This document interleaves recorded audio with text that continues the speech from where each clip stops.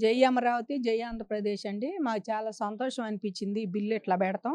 ఎందుకంటే గెలిచిన తర్వాత మేము చంద్రబాబు గారిని కలిసామండి. గజిట్ చేయాలి, లేకపోతే మళ్ళీ ఇట్లాంటి ప్రభుత్వం వస్తే మేమేం చేయాలి? గత ప్రభుత్వం లాంటిది వస్తే అంటే, లేదమ్మా 10 ఏళ్ళు ఉమ్మడి రాజధాని గనుక నెక్స్ట్ గజిట్ పెడతాం. తప్పకుండా మనం సాధిస్తాము. కేంద్రంలో మనకి మంచి సపోర్ట్ గజిట్ చేసే పద్ధతి కూడా ఉంది. చేద్దాం అని చెప్పి అన్నారు. అనుకున్న మాట ప్రకారం ఆయన గజిట్ చేసినందుకు మాకైతే చాలా ఆనందంగా ఉందండి. ఈ నేపథ్యంలో మరి పార్లమెంట్‌లో గాని, ఇక్కడ గాని అసలు గజెట్ 28 రోజు ఒక్కరోజు పెట్టిన రోజు కూడా ప్రతిపక్ష నేతగా జగన్ గారు గాని అది ఎవరు కూడా రాలేదు. మిగిలిన 10 మంది కూడా. అట్లాగే కేంద్ర ప్రభుత్వంలో పెడితే అక్కడ కూడా మరి వాకౌట్ చేశారు. మరి రాజ్యసభలో వాకౌట్, లోక్‌సభలో వాకౌట్. అదేమంటే పిడివాదం రైతుల మీద ప్రేమ గారిపోతున్నట్టు, ఏదో ఇక్కడేమో అమరావతి చేయనట్టు చేస్తున్నారు కదా! ఇంకా మీరేంటి పోనీ అట్లాంటి సూచనలు ఏమన్నా ఉంటే మీరు ప్రతిపక్ష నేతగా అసెంబ్లీకి వచ్చి మాట్లాడండి. వీళ్ళు మిగిలిన వాళ్ళు పోనీ పార్లమెంట్లో మీకు ఏదైనా మాట్లాడాలని ఉంటే పార్లమెంట్లో కూడా 2 నిమిషాలు తీసుకొని ఆంధ్రప్రదేశ్ కోసం మాట్లాడితే బాగుంటుంది. అంతేగాని మీ ఇష్టం వచ్చినట్టు మీరు మాట్లాడటం. పోనీ ఆయన ప్రెస్ మీట్ ఒకటి పెట్టి పోనీ మావి గన్ అని అంట. మావి గన్ ఏందండి అది? అసలు ఆ పేరు ఎవడన్నా వింటే అదేం పేరా అనుకుంటారు. అట్ట పెడితే బాగుంటుందని నవ్వుకుంటున్నాడు ఆయన. పైపెచ్చి ఆ మాట అంటే ఆయన పేరు గుర్తొచ్చిద్దంట. అందుకని మీ ఇష్టం మార్చుకున్నా నాకు అభ్యంతరం లేదు అని అంటే, ఈయన చెబితే మార్చుకోవటం, ఈయన చెబితే ఉంచుకోవటం అనే స్థితిలో ప్రభుత్వాలు అయితే లేవండి. ఈయన ప్రభుత్వం ఉన్నప్పుడు ఎంత ఆగం చేశాడో అందరికీ తెలుసు.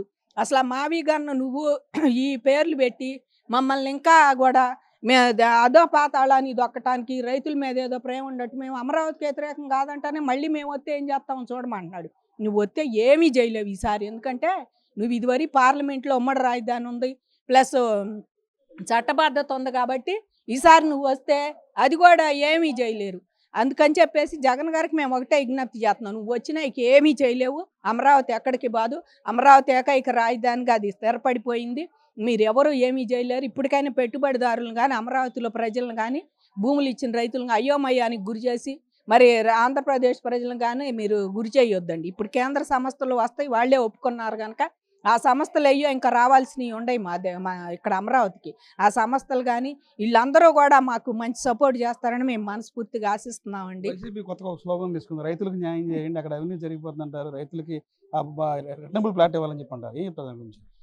ఏమంటా అంటే అండి, అవినీతి గురించి మరి జగన్మోహన్ రెడ్డి గారు చెబితే చాలా ఆశ్చర్యం అనిపిస్తుందండి మాకు. ఎందుకంటే మీరున్నప్పుడు ఇసుక, మట్టి, మైన్స్, మరి లిక్కరు, ఆఖరికి తిరుపతిని కూడా వదలకుండా స్కాములు చేశారు. లడ్డూలో నెయ్యి కల్తీ కూడా స్కామ్ చేశారు. అది జరుగుతూనే ఉండి ఇవన్నీ స్కాములు చేసి ఈ అవినీతి పక్కన పెట్టి ఎక్కడేదో అవినీతి జరిగినప్పుడు గత 5 ఏళ్లలో మీరు అవినీతి బయటికి తీసి అవినీతి జరిగింది అని చెప్పేసి మీరు ఎందుకు తెలియజేయాల రాష్ట్రానికి? అప్పుడేం లేదు, అవినీతి ఏం బయటికి తీయలేదు. ఇప్పుడు వచ్చి అవినీతి జరిగిపోతుంది, మేమేదో ఇది చేసాము, మరి ఇన్సైడ్ ట్రేడింగ్ అని పెట్టావు, ఏం చేసావు అని అవినీతిని? ఇన్సైడ్ ట్రేడింగ్ అని పెట్టావు, ఏం చేసావు? ఎప్పటికైనా ఆయన అవినీతి అంటాం. రాజ్యాంగంలో అసలు రాజధాని లేదండి. ఆ డిక్షనరీలో దేశానికి ఉంది కానీ రాష్ట్రానికి లేదంట. మరి రాష్ట్రంలో ఈడీ అనేది రాజ్యాంగంలో, సిబిఐ అనేది ఉందయ్యా జగన్మోహన్ రెడ్డి, అది తెలుసా నీకు? కొన్ని ఆ పదాలన్నా ఉండయ్యా లేవా? కాబట్టి ఈయన ఇష్టం వచ్చినట్టు ఆయనకి ఏది నోటికొస్తే అది మాట్లాడుకొని ఏదొస్తే అది చెప్పుకోవటంలో ముందు సిద్ధహస్తుడని జగన్మోహన్ రెడ్డి. ఆయన అవినీతి అవినీతి అని మొత్తుకున్నంత వరకు అవినీతి అంటే ఎక్కడ మీరు చేసే అవినీతిలో ఎంత అవినీతి అవినీతో ఏదో మాకైతే తెలియదండి. మేము భూములు ఇచ్చిన చంద్రబాబు నాయుడు గారి నాయకత్వంలో ఆయన ప్రభుత్వాన్ని చూసి భూములు ఇచ్చాము. మళ్ళీ ఇప్పుడు ఆయన ప్రభుత్వాన్ని చూసే మేము మళ్ళీ ఇప్పుడు ఇవ్వటానికి కూడా సిద్ధంగా ఉన్నారు. గజిట్ చేశారు కనుక పూలింగు పైన ఇంకా మీరు అన్నట్టు 1,00,000 ఎకరాలు ఆ 50 కూడా తీసుకుంటారు. గజిట్ చేస్తే తప్పకుండా ఇస్తారు వాళ్ళందరూ కూడా.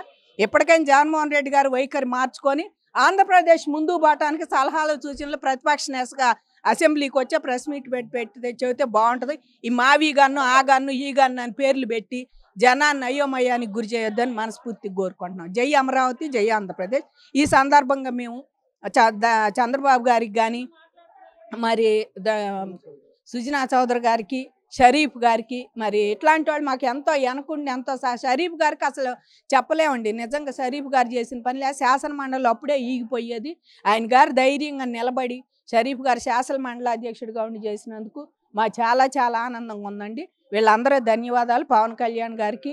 మరి కేంద్రంలో ప్రతి ఒక్కరికి, కేంద్రంలో సపోర్ట్ చేసిన ప్రతి ఒక్కరికి, కాంగ్రెస్ పార్టీ వాళ్ళు కానీ, ఎన్డీఏ కూటమిలో కానీ ఉండేవాళ్ళు కానీ, ప్రాంతీయ పార్టీలు కానీ అందరికి కూడా మేము ధన్యవాదాలు మనస్ఫూర్తిగా తెలియజేసుకుంటున్నాం.